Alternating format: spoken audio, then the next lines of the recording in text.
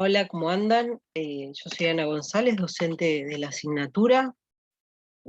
Para los que no me conocen, lo que les voy a dar ahora es la clase de reproducción vegetal en plantas que corresponde al práctico que vamos a hacer el 29 de octubre, presencial en el laboratorio, en el aula M1. Bien, para comenzar, vamos a definir muy brevemente, lo tienen en la guía también, qué es un ciclo biológico. Un ciclo biológico es, en este caso, está representado por un círculo imaginario en donde transcurren distintos sucesos a lo largo de la vida de cualquier ser vivo que analicemos. Nosotros estamos más familiarizados con lo que es un ciclo de vida de un animal o de un ser humano. Entonces, desde el proceso de fecundación, cualquier animal crece, se desarrolla, y en un momento dado se produce, si recuerdan de la clase de genéticas, el proceso de meiosis para dar las gametas, y esa unión de gametas posteriormente va a dar origen a un nuevo individuo, ¿sí? En el caso de los mamíferos, de los humanos en particular, cuando llegan a su estadio de madurez sexual, en el caso de las hembras, en los ovarios, se va a producir en las gónadas la división celular, que es la meiosis, que va a dar origen a células haploides, células N, que tienen la mitad de la información genética de este individuo. Y en el caso de los machos, las gónadas están en los testículos, y ahí también se va a dar el proceso de meiosis, en donde se van a generar estas células con la mitad de la haploidía de las células originales para dar las gametas. En el caso de la mayoría de los organismos vivos, se produce la meiosis, y después las células N producidas por meiosis sufren una serie de transformaciones en donde finalmente se va a formar la gameta. Si ustedes recuerdan también de la clase de genética, en el caso de los seres humanos, digo los seres humanos porque son los organismos con los que estamos más familiarizados, tenemos 46 cromosomas en total, ¿sí?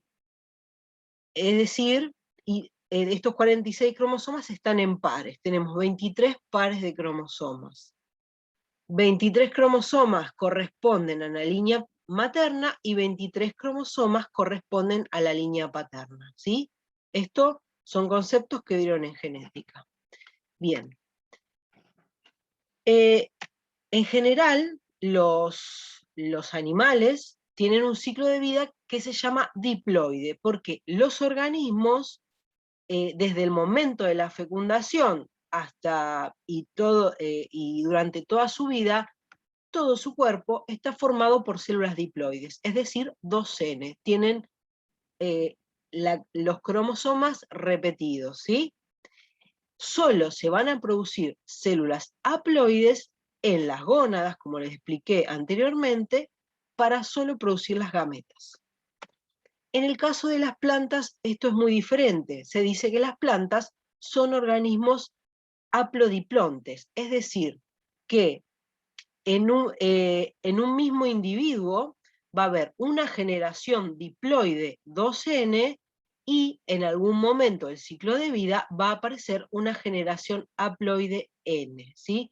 El organismo diploide que que ustedes conocen en las plantas, son la planta en general, ¿sí? Un árbol o una planta herbácea es el organismo diploide. La parte haploide de las plantas se va a generar en estas estructuras que se llaman estas estructuras que son las flores, que son los órganos reproductivos de las plantas. Antes de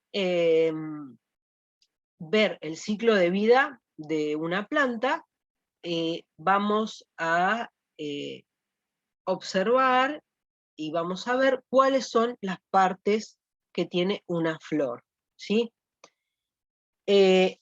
También quiero aclarar que nosotros vamos a ver solo un grupo de plantas que se llaman angiospermas, ¿sí? Porque hay más grupos de plantas como los helechos o las coníferas, que no los vamos a introducir en este trabajo práctico. Entonces vamos a profundizar solo en el ciclo biológico de las angiospermas, que son las plantas que nosotros más conocemos y en general son las plantas de donde se obtienen la mayoría de los frutos y semillas de consumo humano. Bien, una flor es un tallo muy chiquito que tiene ciclos florales tiene ciclos fértiles y ciclos estériles. Los ciclos estériles, vamos a empezar por acá, son el cáliz, ¿sí? Que es esta partecita verde de acá, que las piezas que lo conforman son los sépalos. La función de los sépalos en las flores es proteger a la flor. Ustedes seguramente habrán visto alguna florcita que primero forma un pimpollito. Ese pimpollito en general es verde y está dentro de ese pimpollo está la flor entera que se está desarrollando. Estas piezas del cáliz son las que protegen al pimpollo floral al resto de las piezas que están adentro. Posteriormente tenemos otro ciclo floral que se llama corola, que es esta parte acá representada en rojo, y las piezas de la corola son los pétalos, ¿sí? Los pétalos, la función principal en las flores es la de atracción a los insectos polinizadores, ¿sí? No vamos a profundizar en estos conceptos, pero en general los insectos polinizadores, que son los que llevan polen de una planta a otra, se ven atraídos por los colores llamativos de las plantas. Por lo general, el cáliz suele ser verde y la corola tiene distintos colores, rojo, amarillo, azul, violeta, etc. Esto en términos generales, puede haber muchas variantes. El cáliz y la corola, que son los ciclos estériles, juntos forman el perianto. Se llama así, perianto, el cáliz y la corola. Y después tenemos los ciclos fértiles. Los ciclos fértiles son los que participan en el proceso de formación de un nuevo individuo, en el proceso de formación de gametas, para posteriormente generar nuevos individuos. En este conjunto, participan en el proceso de reproducción sexual de las plantas. El primer ciclo que vamos a observar se llama androceo. El androceo es el ciclo masculino de las plantas, y las piezas que forman el androceo se llaman estambres, y son estas piezas que vemos acá, este filamento con estas anteras. Dentro de los estambres están los granos de polen. Dentro de los granos de polen va a estar la gameta masculina. Y después, el último ciclo floral que tenemos es el gineceo, que es la parte femenina de la planta. Las piezas que conforman el gineceo se llaman carpelos, y es esta estructura que vemos acá. Dentro de estos carpelos van a estar los óvulos de las plantas, ¿sí? Esto en términos generales, hay algunas variantes, pero nosotros nos vamos a quedar con esta idea, que las flores de las plantas angiospermas están formadas por ciclos estériles y por ciclos fértiles. Los ciclos estériles se llaman cáliz y corola, que juntos conforman el perianto. Y los ciclos fértiles están conformados por el androceo y el gineceo. El androceo masculino y el gineceo femenino. ¿Sí? En general, esta flor que podemos ver es una flor que se denomina perfecta, es una flor hermafrodita, tiene la parte masculina y femenina, pero hay algunas flores que solo tienen la parte masculina o solo tienen la parte femenina, o sea que son unisexuales, y hay flores que son estériles, que solo poseen cáliz y corola. Pero nosotros vamos a ver en general, la situación que más se da es esta. Las plantas en general suelen tener flores hermafroditas, sus estructuras reproductivas juntas en una misma estructura, juntas en una flor. Vamos a explicar brevemente cada parte de los ciclos fértiles, ¿sí? Como les dije, en la flor tenemos primero el androceo, que es la parte masculina de las flores, que está conformada por los estambres.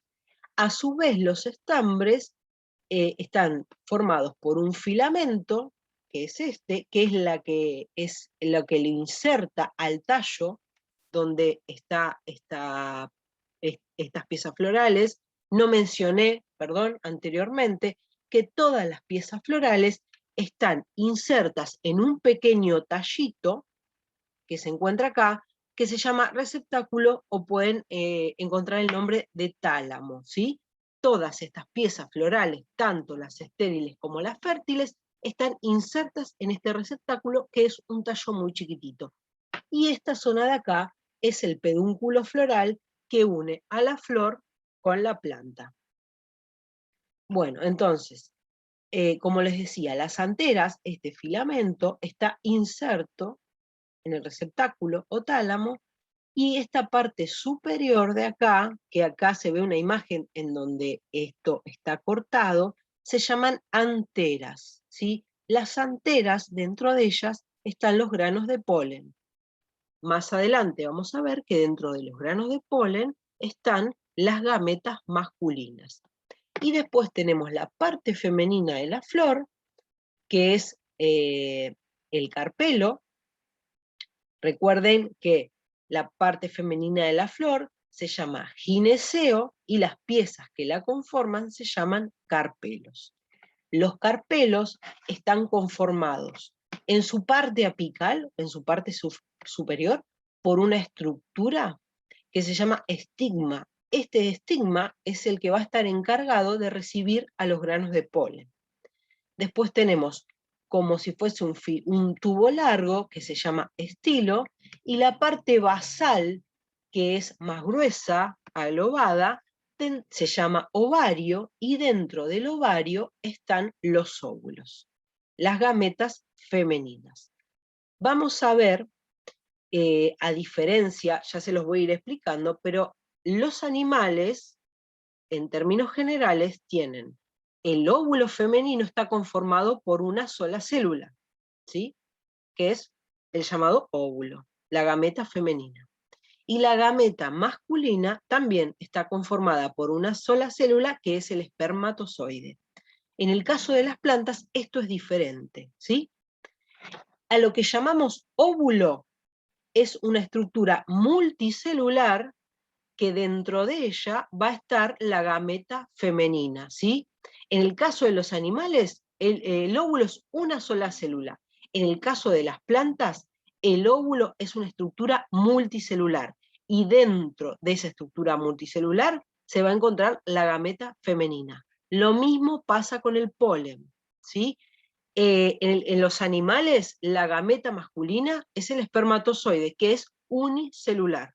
En el caso de las plantas, el polen es una estructura multicelular conformada por 3 células, que una de ellas va a ser el espermatozoide, que va a fecundar al óvulo, a la gameta que está dentro del el óvulo de la parte femenina en una flor de una planta.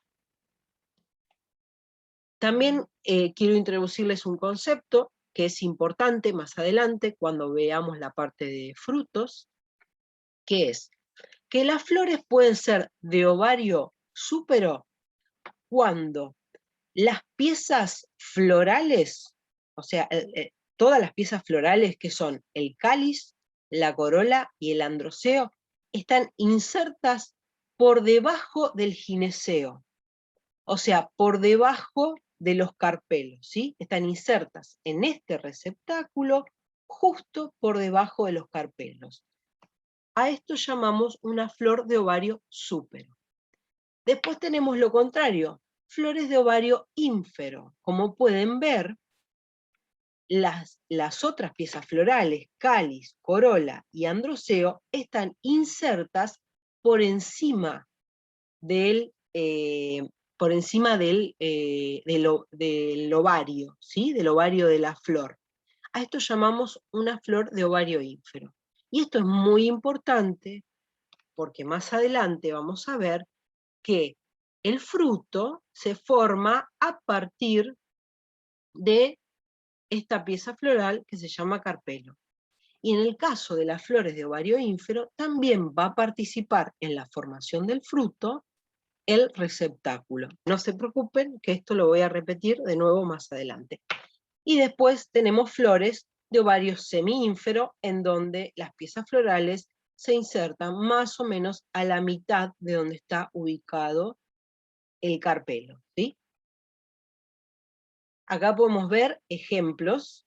Esto es un dibujito como para que se entienda, y acá podemos ver ejemplos de plantas de ovario súpero, que las piezas florales, ¿ven? Cáliz, corola, están insertos por debajo del óvulo, perdón, de los carpelos, del ovario. Esta es una flor de una planta solanácea como muy parecida a una flor de una planta de tomate. Esta estructura, después de la fecundación, va a dar origen al fruto. Y acá tenemos una flor de zapallo, en donde vemos que esto es el receptáculo, ¿sí? Dentro de este receptáculo está el ovario y las piezas florales salen por encima del ovario. Entonces esta es una flor de ovario ínfero, y esto es muy importante porque en este tipo de flores va a participar en la formación del fruto el receptáculo, que es ese tallo que les dije, en donde están insertas las piezas florales. Y esta es una flor de ovario medio. Una flor de ovario medio o ovario ínfero, pero acá lo que les quiero mostrar es que el receptáculo, que es ese tallo donde están insertas las piezas florales, no está unido al ovario, ¿sí? No está unido al ovario. Entonces, al no estar unido al ovario, no va a participar en la formación del fruto. Bien, seguimos. Para resumir, esto es un esquemita muy simple, unos dibujitos. Nosotros en el laboratorio vamos a observar las flores y vamos a tratar de identificar las distintas partes. Pero antes de poder identificarlas, tenemos que saber cuáles son. Y entonces, para recordarles, este esquema es para que se den cuenta la flor toda junta, qué estructuras tiene. Si recuerdan, el pedúnculo floral es el que une la flor a la planta, al tallo de la planta. El receptáculo, ¿sí?, es el tallo chiquitito en donde se insertan las piezas florales. Recuerden, los sépalos, vemos primero, que las piezas de los sépalos conforman el cáliz, que en general es verde, y que les dije que servía como estructura de protección cuando la flor estaba en el pimpollito. Después tenemos los pétalos, que los pétalos conforman la corola, que como les dije anteriormente, su función es la de atracción de los insectos polinizadores. Después tenemos el androceo, que es la parte masculina de la flor, que está formado por los estambres, ¿sí? Los estambres, recuerden, que es un filamento que lo une al receptáculo, y en la parte apical tenemos las anteras, y dentro de las anteras están los granos de polen. Y por último tenemos el gineceo, que es la parte femenina de la flor, que está conformado por piezas que se llaman carpelos. Estos carpelos tienen una parte basal globosa, por dentro hueca, en donde están los óvulos. Después tiene un estilo, que es esta parte más estilizada, más larga como un tubo, y el estigma, que era el encargado de recibir los granos de polen, ¿sí? Recuerden que los sépalos y los pétalos, o sea, el cáliz y la corola, forman el perianto, el ciclo estéril de las flores, y el androceo y el gineceo forman los ciclos fértiles de las flores. Bueno, les pido disculpas si repito mucho, pero mejor repetir para que quede claro, así no se quedan con dudas. vamos a pasar a ver las estructuras reproductivas en sí de las plantas, ¿sí? Yo les dije anteriormente, ustedes están familiarizados con las estructuras reproductivas en los animales. Como les dije, las gametas masculinas se forman por meiosis en las gónadas, en los hombres, en los testículos. En este caso, las gametas masculinas de las flores se van a formar por meiosis dentro de las anteras. Dentro de las anteras se va a producir la meiosis. La meiosis, en este caso, va a dar, en este caso va a dar origen a una estructura multicelular que va a conformar el grano de polen. Ese grano de polen está conformado por dos células, ¿sí? Dos células es ese grano de polen. Y es el que llamamos el gametofito masculino. La palabra gameto, la entienden, gameto es la gameta. Y fito, la palabra fito, siempre refiere a planta. O sea que el gametofito es la estructura multicelular que contiene a las gametas. En este caso, el grano de polen es el gametofito masculino. Y es una estructura que, les dije, está formada por dos células y en su exterior está conformada por una estructura que se llama, una estructura que está conformada por unas proteínas que no hay enzimas ni organismos vivos que la degraden. Se llama esporoporelina, perdón, esporoporolina. Esa estructura externa no importa, lo importante es que es una estructura que es muy difícil de degradar, y esto es muy importante porque va a conservar la integridad de las células que están adentro. Por eso, esto es una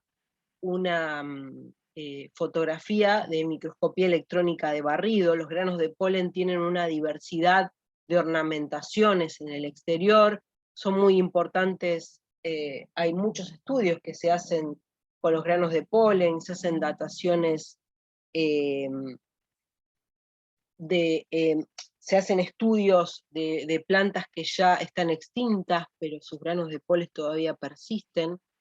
Esto que les decía, que la estructura exterior es muy resistente. Hay estudios forenses que están ligados a los granos de polen, bueno, un montón de cosas. Después también el estudio de los granos de polen es muy importante en la calidad de las mieles, porque según las plantas a las que fueron a visitar las abejas para recolectar el néctar, y también se llevan los granos de polen, y esos granos de polen van a estar presentes en la miel, se puede determinar la calidad de estas mieles, porque la miel, se hacen muchos estudios de calidad, pero hay algunos que tienen que ver con las flores, con el néctar de las flores que utilizan las abejas para hacer la miel, pero bueno, no es el caso, sino decirles que los granos de polen tienen una estructura externa muy resistente. Esto es muy importante. Estos granos de polen son llevados por los insectos polinizadores, como por ejemplo las abejas, las moscas, las avispas, de una planta a otra para garantizar la fecundación cruzada de las plantas, porque ustedes vieron que esas flores que les mostré estaban las estructuras masculinas y femeninas en la flor, y se puede dar el proceso de autopolinización, o sea que una planta se fecunde, su flor se fecunde a sí misma. Y hay los mecanismos de polinización cruzada garantizan la variabilidad genética. Pero bueno, básicamente este grano de polen tiene dos células, ¿sí? Una es la célula que va a generar el tubo polínico, ya lo vamos a ver en detalle. Y la otra célula es una célula que se llama germinativa. Esa célula germinativa dentro del tubo polínico va a sufrir mitosis, se va a dividir en dos, y va a participar una en la fecundación del gameto y otra en la formación del endosperma, que ya les voy a explicar qué es. Pero lo que quiero que queden claro es que la gameta masculina en los animales es una sola célula, el espermatozoide. En cambio, en las plantas, la gameta masculina va a viajar en esta estructura multicelular que es el grano de polen.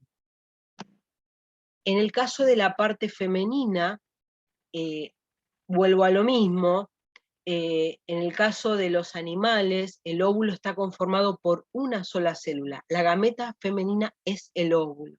En el caso de las plantas, a lo que llamamos óvulo, es una estructura multicelular conformada por 7 células y 8 núcleos, ¿sí? Acá ven, hay 1, 2, 3, 4, 5, 6, 7 células y 8 núcleos, porque hay una célula que está conformada por 2 núcleos.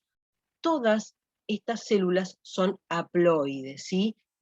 La célula esta, central, es la gameta femenina, ¿sí? Que está dentro del óvulo, que es la que va a ser fecundada por el espermatozoide que va a viajar en el tubo polínico que se forma en los granos de polen, donde va a viajar la gameta masculina o espermatozoide que va a fecundar a esta, se le pueden encontrar el nombre de gameta femenina o ovocélula, es lo mismo. Y después, el resto de estas células que están acá van a tener otras funciones. Bien, vamos a pasar al ciclo de vida de las plantas, ¿sí?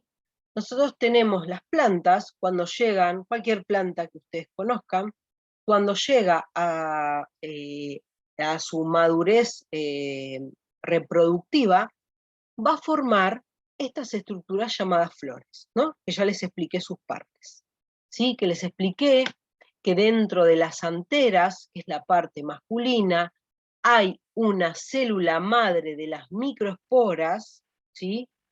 2N, que va a sufrir meiosis y va a formar ese grano de polen conformado por 2 células, ¿sí?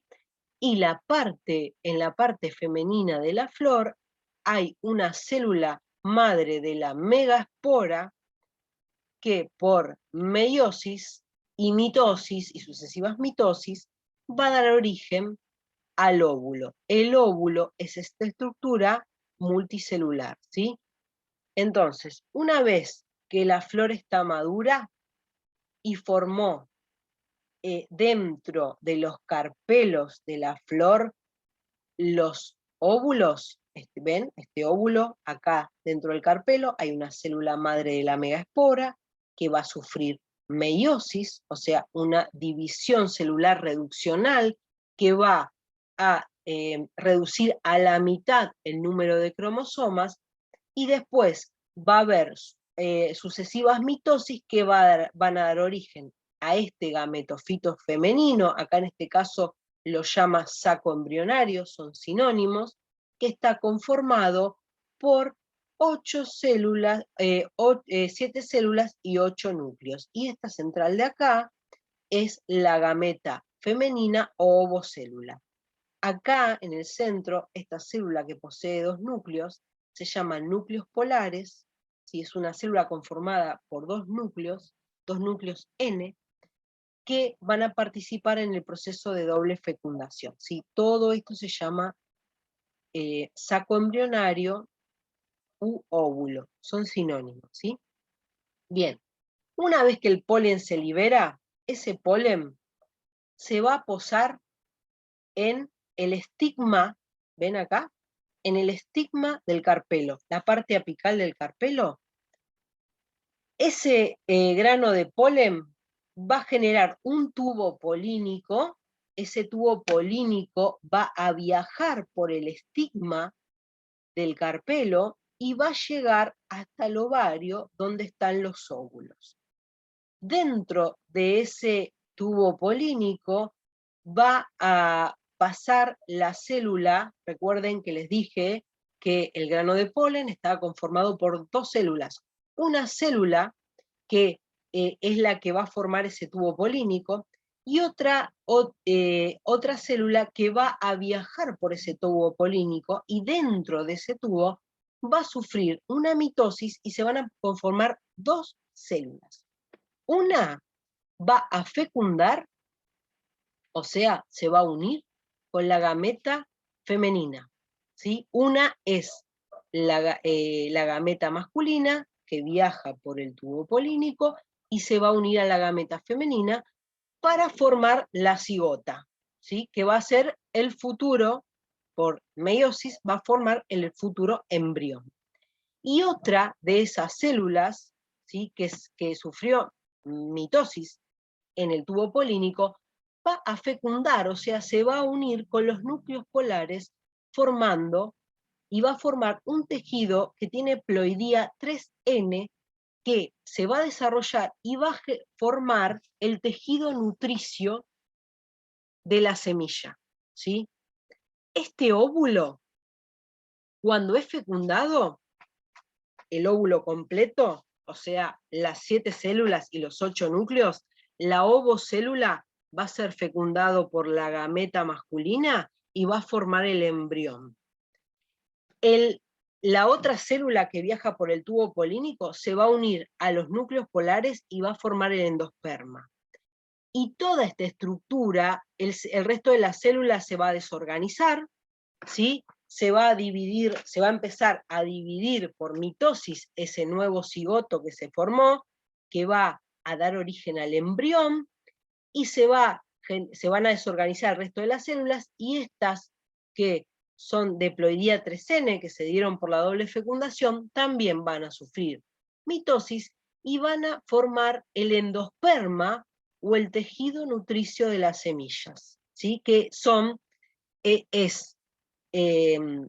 este tejido nutricio, el embrión, hasta que germine y produzca hojas para hacer fotosíntesis, se va a alimentar de ese endosperma 3N. Y el resto del óvulo o gametofito femenino o saco embrionario va a formar los tegumentos de la semilla.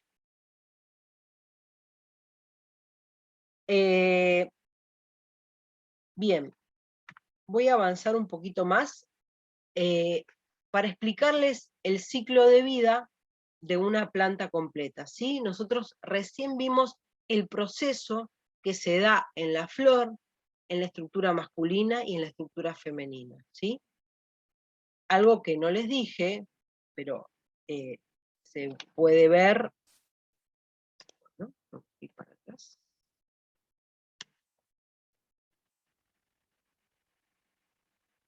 No quiero ir para atrás, perdón.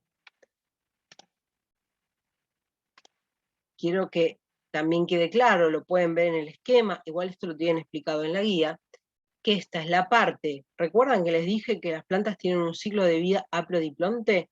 Esta es la parte diploide de la planta, o sea, todas las estructuras de la flor, toda la planta es diploide, o sea, 2N, y la parte haploide se va a producir posterior a la meiosis en las estructuras reproductivas, en el caso del óvulo y el grano de polen, ¿sí? Que la haploidía es N.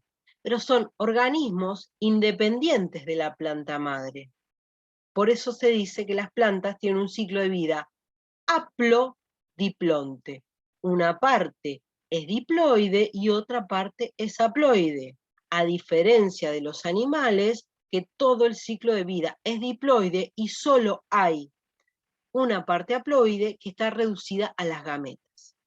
Estos ciclos de vidas haplodiplontes tienen alternancia de generaciones. En el caso de los animales no hay alternancia de generaciones. No hay partes que sean N en los animales. Solo se producen células N cuando se dan las gametas. De hecho, las gónadas, óvulos y testículos, donde se producen las gametas, son 2N. Algunas células van a generar estructuras N, que van a ser las gametas. Bueno, pero lo que les quería mostrar es un esquema sencillito del ciclo de vida de una planta. En este caso, del ciclo de vida de un tomate. Una semilla, empezamos por la semilla, que la semilla está conformada por el embrión, el tejido nutricio y los tegumentos. Recuerden que el embrión proviene de la fecundación de la gameta masculina con la gameta femenina. El endosperma, que es el tejido nutricio, se genera a partir de la unión de una célula que también se denomina gameta o espermatozoide, que es igual a la gameta masculina, pero en este caso, en vez de fecundar la ovocélula, se une con las células polares formando este tejido 3N, que posteriormente va a ser el tejido nutricio del embrión dentro de la semilla hasta que germine y genere hojas fotosintéticas.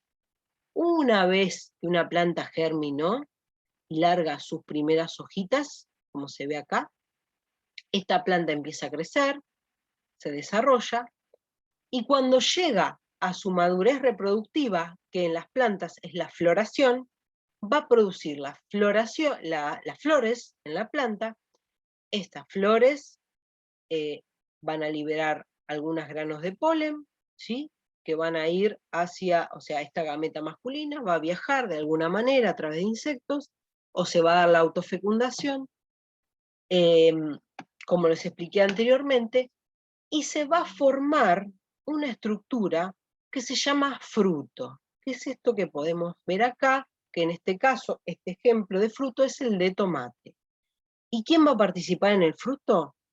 El fruto, la formación del fruto se va a dar después de la fecundación, y ese carpelo, ¿sí? Donde están los óvulos, se va a desarrollar y va a formar la estructura fruto, ¿sí? Y el resto de las piezas florales, los estambres, el cáliz y la corola, en general se van a caer, ¿sí? Va a permanecer el carpelo, o sea, el gineceo, que se va a desarrollar, se va a agrandar y demás, formando esta estructura fruto. Dentro del fruto tenemos a las semillas, que las semillas contienen el embrión, que es la futura plantita, ¿sí? Y el fruto es una estrategia reproductiva de las plantas, que puede funcionar para proteger las semillas, o en el caso de estos frutos atractivos, que nosotros vemos, atractivos en cuanto a color, en cuanto a sabor y en cuanto a aroma, son para atraer a los animales frugívoros que van a dispersar las semillas, ¿sí? Esto ustedes lo habrán visto, por ejemplo, las aves comen muchos frutos. Cuando comen los frutos, aparte de comerse la parte carnosa del fruto, ingieren las semillas. Esas semillas pasan por el tracto digestivo del animal, y cuando el animal defeca, libera las semillas en un lugar distante del de la planta madre. Esto lo que garantiza es la dispersión de las especies de planta. Es una estrategia de las plantas, en algunos casos, para proteger a las semillas, y en otros casos para favorecer la dispersión. En el caso de los frutos carnosos atractivos, su función es para la dispersión, para atraer a los animales frugívoros. Estos se lo comen, se lo llevan en su tracto digestivo, y cuando defecan lo trasladan a un lugar distante de la planta madre. Antes de seguir adelante, les quería explicar, que esto va a ser importante posteriormente cuando veamos la formación del fruto, que las flores en las plantas pueden estar solitarias, o sea que están solitas, como podemos ver, por ejemplo, en este caso, en el tomate. Ven acá, las flores del tomate se encuentran solitarias, están solas, pero las flores se pueden encontrar en estructuras llamadas inflorescencias. Y las inflorescencias son tallos que contienen muchas flores, ¿sí? Agrupadas en una estructura. Y hay un montón de tipos de inflorescencia. Acá tienen el concepto de inflorescencia, que se denomina inflorescencia aquellos sistemas de ramas que están destinados a la formación de flores y se suelen encontrar más o menos claramente delimitados respecto al área vegetativa. El área vegetativa de la planta es todo lo verde, el tallo y todo lo verde. La parte reproductiva son las flores. Y en el caso de las inflorescencias es una rama o un tallo, rama y tallo son sinónimos, en donde contienen muchas flores agrupadas de una manera en particular. Acá podemos ver un esquemita muy sencillo, en donde vemos un tallo, en donde está inserto una inflorescencia. Esto que se llama acá bráctea es una estructura que es parecida a una hoja, que siempre está inserta al lado del pedúnculo. Esto se llama pedúnculo, es la estructura que une a la inflorescencia al tallo, y después hay un raquis, que es esto de acá, que es un tallo, en donde están insertas muchas flores, ¿sí? Esto es una inflorescencia. Y las bracteolas son estructuras que no forman parte de la flor, pero que acompañan a la flor. Igual que la bráctea acompaña a la inflorescencia y la bracteola acompaña a la flor. Hay otras flores solitarias que se dice que están acompañadas por brácteas también. Después vamos a ver ejemplos. Acá tenemos un ejemplo, una foto de una inflorescencia de una planta que deben conocer que se llama glicina. ¿Sí? Esto es la inflorescencia, que se llama racimo. Acá se puede ver el pedúnculo que une a la inflorescencia al resto de la planta. Hay unas brácteas, ¿sí? Ahí que no se ve muy bien, pero que están ahí pegadas al pedúnculo, y después están el resto de las flores. ¿Ven? La cantidad de flores que tienen, que están todas agrupadas. Esta es la base de la inflorescencia, ¿sí? Esta zona es la base de la inflorescencia, y este es el ápice. En este esquema está representado al revés. Esta estructura de esta inflorescencia de la glicina, que es un racimo, está péndulo, está así, está colgado. Yo acá, en este esquema, les muestro como si estuviese así, erecto, derecho, ¿sí? Bueno, y tenemos distintos tipos de inflorescencia, ¿sí? Por ejemplo, les dije los racimos. Un ejemplo de inflorescencia racimo es el de la vid, el de las uvas, ¿sí? ¿Ven? Esto es el racimo que está unido al tallo, y este racimo tiene un montón de flores, ¿sí? Un montón de flores que después van a formar, cuando las flores sean fecundadas, van a formar lo que nosotros conocemos como el racimo de uva, ¿sí? Cada una de las flores va a dar origen a un fruto, y estos frutos van a estar acá todos juntitos, ¿sí? Y un racimo, una inflorescencia racimo, se caracteriza por tener un pedúnculo que la une al tallo y flores pediceladas unidas a ese tallo. Acá igual podemos ver que en el caso de la vid, los racimos son ¿ven? Este es un racimo, este es otro racimo, es un racimo de racimos, ¿sí? Acá hay un racimo y este es otro racimo. Igual esto vamos a ver ejemplos en clase. Otra inflorescencia es la espiga, ¿sí?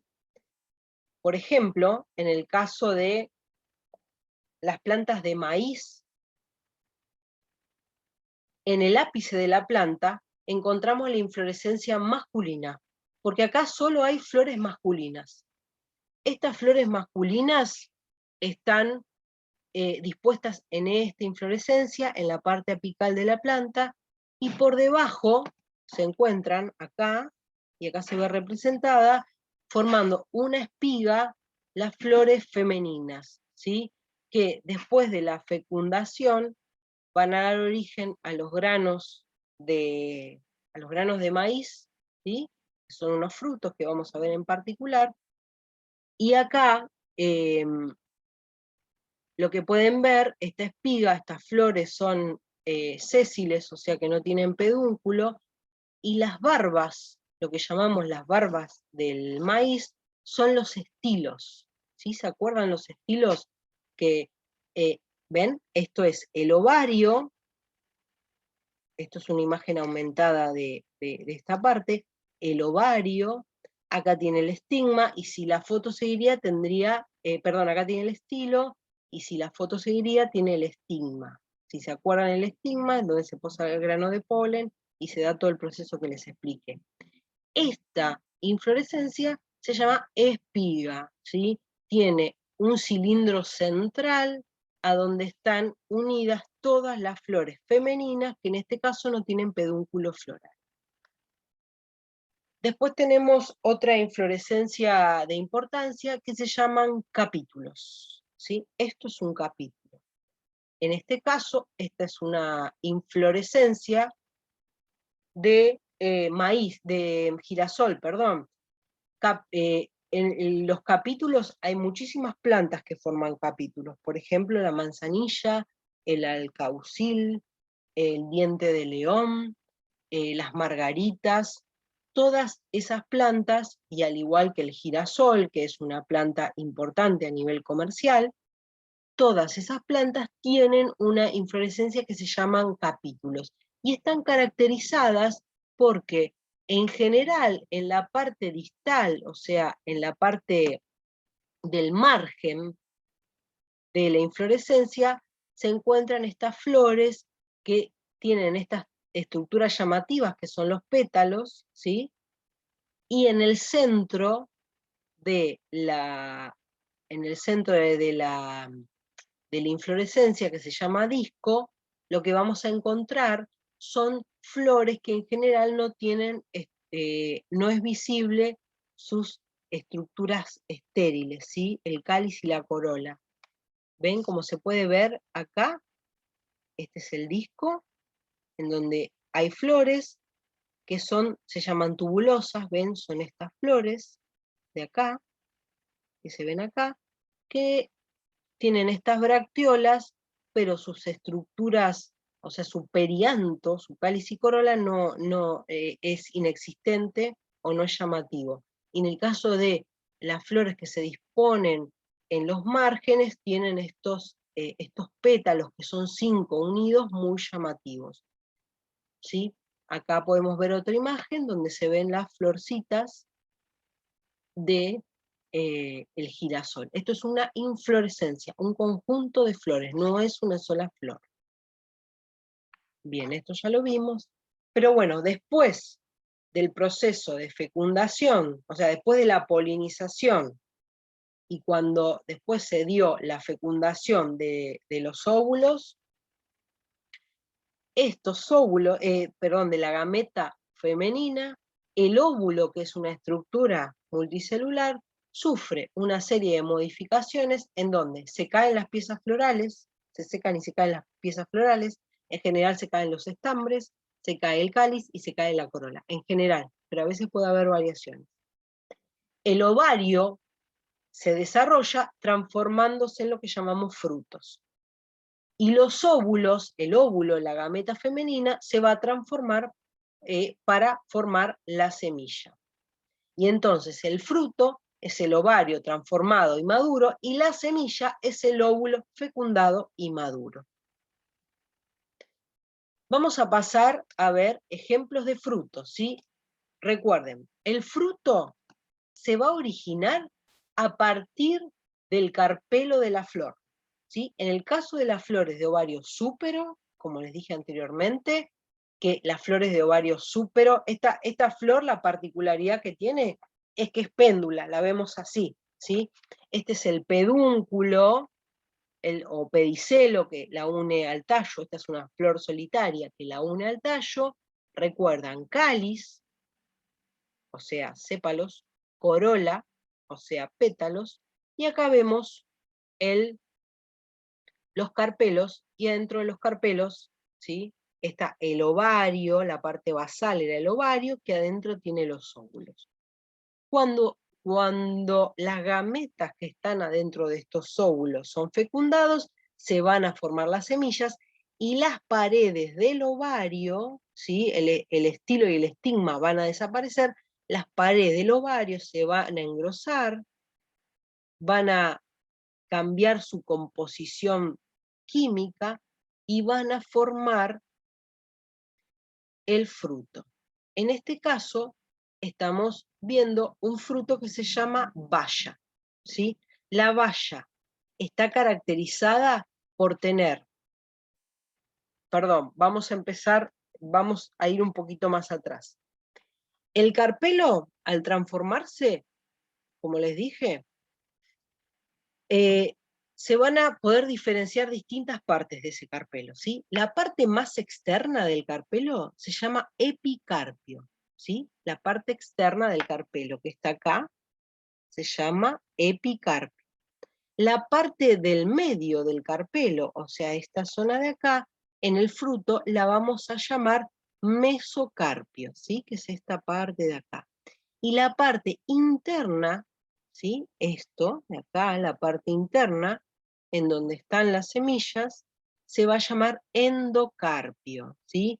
Carpio, epicarpio, mesocarpio y endocarpio, epi en el exterior, meso en el medio y endo adentro, y es lo que significa ese prefijo, y carpio viene de carpelo, ¿sí? Porque el fruto es un carpelo transformado. Disculpen que repito mucho, pero en general es un concepto que a veces es complejo de entender. Entonces, volvemos. Dijimos que el carpelo se va a transformar para dar origen al fruto y va a tener distintas partes: el epicarpio, el mesocarpio y el endocarpio. En el caso de las bayas, el fruto baya, está caracterizado por tener un epicarpio, que es lo que llamamos la piel del tomate, que en general va a ser muy finita y de aspecto como lustroso. El mesocarpio, que es la zona que consumimos del tomate, suele ser carnoso, ¿sí? Y el endocarpio, que es donde están las semillas, suele tener características jugosas. Ejemplo de baya son el tomate, las uvas, la banana, el kiwi, y hay un montón de frutos que se denominan bayas, que uno aparentemente ve que son distintos, pero se va a caracterizar por ser un fruto carnoso. ¿Qué significa que sea un fruto carnoso? Que a la madurez tiene mucho contenido de agua, ¿sí? Estos frutos, cuando se consumen, tienen alto contenido de agua, por eso se los denomina carnosos. Entonces, vuelvo, va a tener un epicarpio más o menos delgado, lustroso, va a tener un mesocarpio carnoso y un endocarpio jugoso en donde están las semillas. Y acá pueden ver que... ¿Va a buscar la nena? ¿Está con la cámara? Sí.